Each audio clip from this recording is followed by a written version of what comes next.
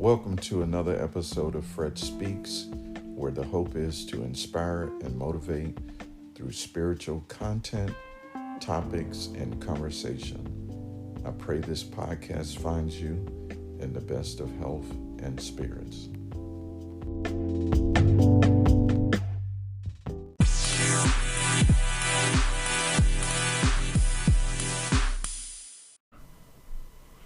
Welcome, friends. This is Fred, the host of Fred Speaks, and I would like to talk about a popular meme that has been going around on social media.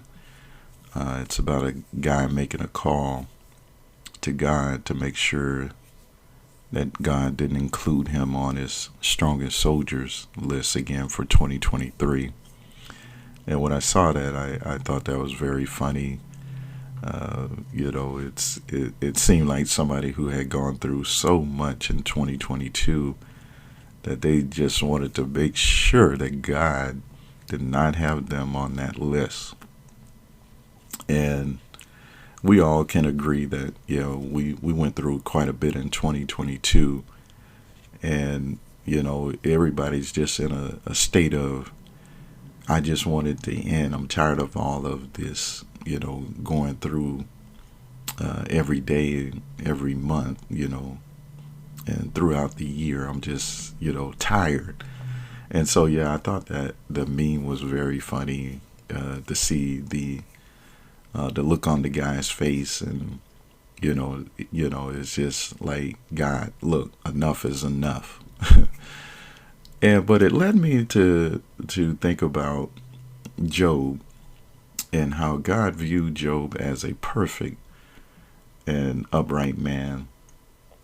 But one day, and I was thinking, God is he's kind of comical at times. But one day, God asked the devil, "Have you considered my servant Job?" And just going back to the meme, it's like, God, look, I don't need you to I know you trust me. I know you love me, and you view me in a very good light. But God, I don't need to be on the battlefield. But God asked the devil, "Have you considered my servant Job?" And again, God looked at Job as, someone I can trust, that I believe that if I put him on the battlefield, that he will go through. He will be able to withstand the test. And the story. God, allowed the devil to be able to get to Job, and Job lost so much, even got down to where his health, failed him. But through all of that, Job was able to get through. He never cursed God. He cursed the day that he was born, but he didn't curse God. So he was able to get through it. And that leads me into our subject for this episode, which is arm yourself. And the first thing that we think about when it comes to arming ourselves is we want to go and purchase or obtain weapons and ammunition that we will be able to withstand whatever comes our way. If there's some attack on us, or if there's even a civil war, that we will have all these weapons that, we will still be able to survive. And the last few years, because of everything that was going on in the world, especially in the U.S., you could see people starting to purchase guns and, ammunition, just trying to be prepared, even if it came down to a civil war.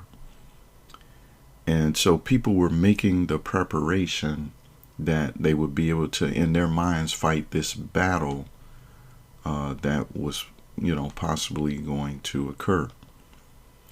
And if you can understand naturally so how we would make preparation to defend ourselves, to defend our loved ones, and to have what we need to face that battle.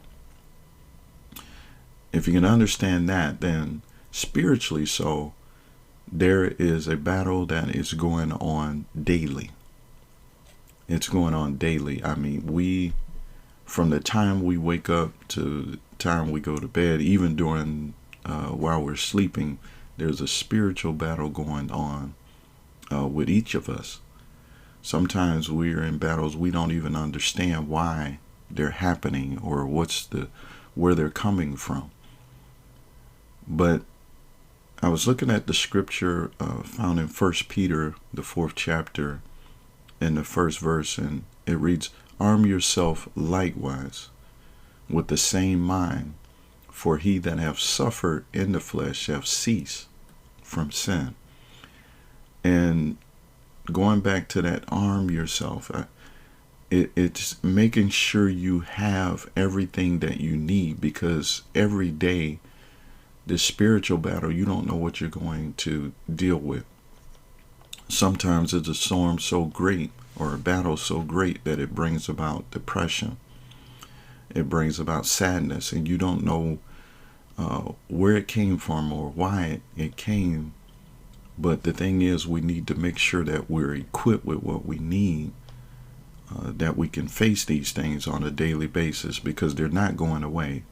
If you look at how the intensity of the battle that Job had to face, it was one thing after another, and he didn't have time to say, hey, I need a break, or it was so intense that it was happening one thing after another. And so we need to be prepared to be able to deal with this spiritual battle. And we need to be able to arm ourselves that we have what we need, which leads me into the scripture found in Ephesians, the 6th chapter and the 11th verse. And it talks about put on the whole armor of God. And just like having, guns, naturally so having guns and, whatever your weapon of choice is, to defend yourself, in order to fight this spiritual battle, we need the armor that God has.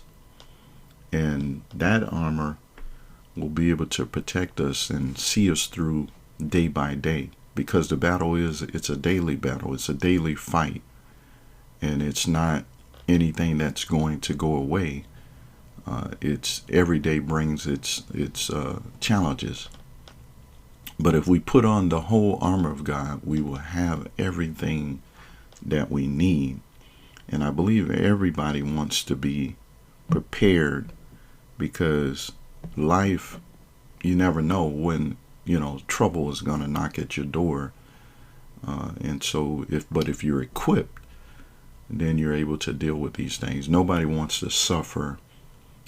Nobody wants pain. But unfortunately, this fragile life that we live in, it's you can't escape it. You can't escape suffering and pain and disappointment. But the joy of it is if we have God and we have the things that He provides us, the weapons, the ammunition, and then we can face these things. Because wouldn't it be great when these spiritual battles come our way and we have an answer for it? We're able to speak to these things and say that, hey, I'm going to have a great day, even though this battle is, coming my way. I'm going to have a great day. I'm going to get through this. But you got to have on the right armor to be able to do that. And it talks about being prepared to the point where you have that spiritual helmet. You have that spiritual breastplate. You have that spiritual shield. You have that spiritual sword. Your feet are prepared. Everything from head to toe, you're prepared to face this spiritual battle. And basically, if you have God, you have the protection that you need. You have what you need at that moment when you're faced with temptation or you're faced with trouble. You have what you need, but you got to know that He's with me. And I was thinking about in one passage where He says, if He's for you, He's more than the whole world against you. And that's awesome to be able to know that I have a weapon in God, that even if everything is coming against me in this world, He's with me and He will see me through. And led me into thinking about also a familiar passage that I believe most people are familiar with, found in 1 Peter, the 4th chapter, in the 12th through the 13th verse. But it says, "Beloved, think it not strange concerning the fiery trial which is to try you, as though some strange thing happened unto you. But rejoice, inasmuch as ye are partakers of Christ's sufferings." And I love how he started that passage out saying, "Beloved," because I think sometimes we feel that when we're going through it and we have to suffer and we have pain, we have disappointment, that God doesn't love us, that He's abandoned us, that He doesn't care. But it's not that He has given up on us, but He does love us. And through His Son, He proved that. And the scripture says, God so loved the world that He gave His only begotten Son, that whosoever believeth in Him should not perish, but have everlasting life. Although it seems like these things are coming to take us out and that we're not going to make it, He's letting us know, I love you. I haven't abandoned you. I'm here. I'm more so with you when you're going through than any other time. But I'm with you always. But even more so, I draw closer to you. But He says, think it not strange. Don't think that it's something that only you are going through. My son went through everything that you can imagine. He went through it. So don't think it's strange, you being my child, you being my people, that you're going to have to go through, because we all have to go through something. But He said, think it not strange concerning the fiery trial, which is to try you.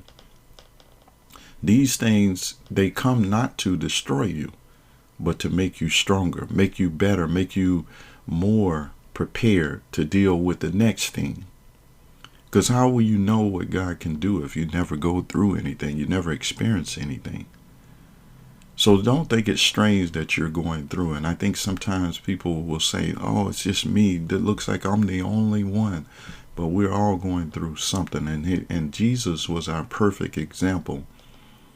And that's why the scripture says, arm yourselves, just like He suffered.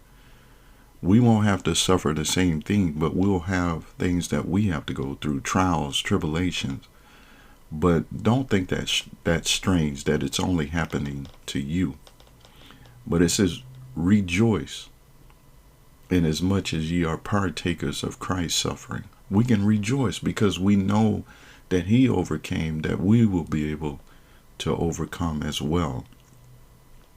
So remember, make sure you arm yourself by putting on the whole armor of God. You're going to need it all, that you may be able to stand. Regardless of whether we are on God's top soldiers list or strongest soldiers list or not, we all go through something. But with Him, we will overcome.